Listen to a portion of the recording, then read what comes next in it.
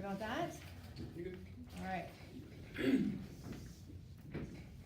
So, who remembers getting asked when they were growing up, what do you want to be when you grow up? So, if you were like me, most kids get asked that. And so, what I did my service learning with was basically trying to help kids figure out what all is out there for them. Most kids growing up, they hear, go to college, get more education.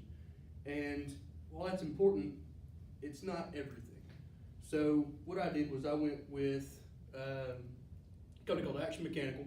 They're a HVAC and plumbing contractor. And we went to Pulaski Tech, and when they were hosting a career fair for anyone from upper middle school, junior high, through high school. So we were telling kids about what you can do other than going to college. Some kids don't have the means, don't want to, stuff like that. So that's where we were. And we were trying to recruit a little bit and trying to give kids, we were one of 15 or 20 people there. And so we were trying to tell, you can do electrician school, you can do plumbing, you can do all this other stuff. And trying to get the word out there that they don't have to go to college. You don't have to do 4 years of school and potentially incur debt and everything else to make a living. And so the main deal with that was the main relationship to the communication aspect of that was we had to speak to them and they had to listen to what we had to offer. And so listening, as defined by Adler, Rodman, and Dupree, 2017, our textbook, is a process where the brain reconstructs electrochemical impulses generated by hearing into representation of the original sounds and gives them meaning. And so what we were saying sometimes didn't click real well, which is another deal here in a second about understanding. But so what that did was it let them know everything that we were trying to get across to them. And so when we were telling them about our company, about other companies, about doing plumbing and all this other stuff, it let them know there are other people out there. There's plenty of other options. And so in the plumbing and stuff like that, we also had some different aspects. We had a little game they could play, kind of teach them what we did, measure out some pieces of pipe, give them some prizes. And some of these kids were listening to what I was saying. I was giving them directions on this little game, and they were understanding it, getting along with it, and some of them weren't.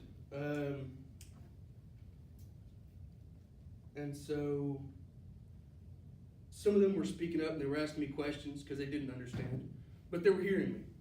And so some of them also, once they were hearing me, they had questions and they were walking away talking about what I had told them. Some of them actually came back and asked me other questions. But the biggest deal is that they had that message still stuck with them. So that residual message that they had, again defined by our textbook, is the part of a message a receiver can recall after a short and long-term memory loss. So most of these kids, for what we were dealing with, were short-term. So they were with us for about 2, 3, 4, 5 minutes, something like that, and then they were walking away. Most of them didn't come back to see us again. It's just how the career fair goes.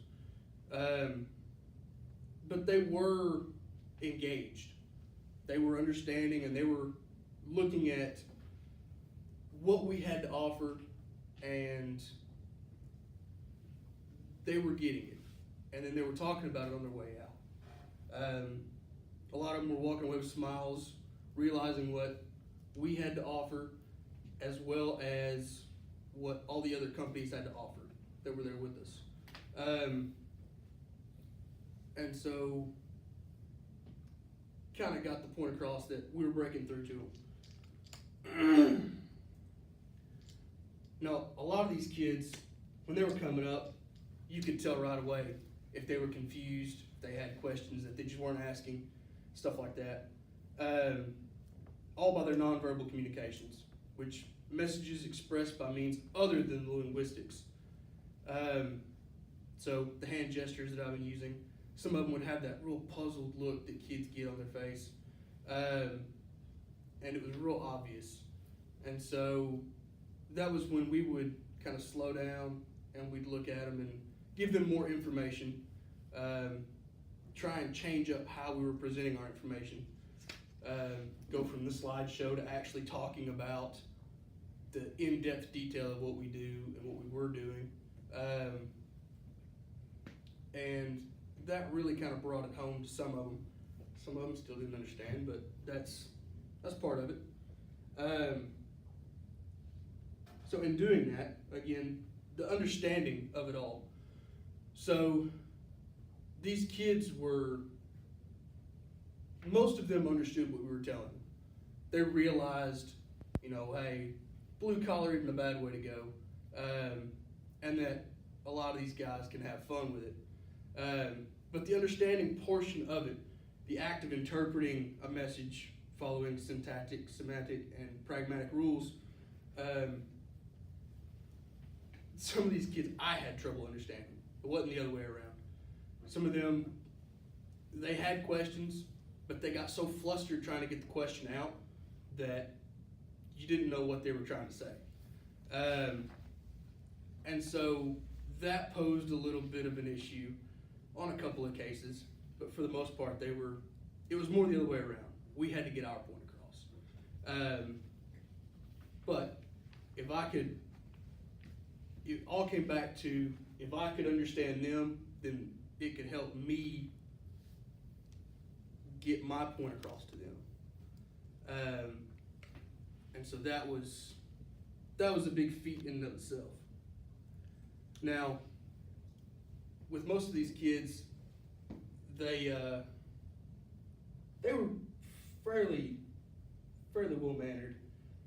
Some of them, not so much, but that goes back to a concern for the community. Some of them thought they were hot shots, and that's fine. That's how kids are. But so that was the deal with some of the ethics of our conversations. And it was fairly laid back and everything else. So, kind of concluding, speech has very integral parts that it doesn't matter how old you are, you still have to accompany them or abide by them. And young kids don't realize that they're doing it, but adults do. Working with kids can definitely be interesting. But with working with kids, listening and the various forms of communication, sometimes you have to change up how you listen and how you're trying to communicate with other people to get that through. And understanding is the critical form of communication for all of that. But with guidance, information, and a good attitude, everyone can get successful with healthy communications.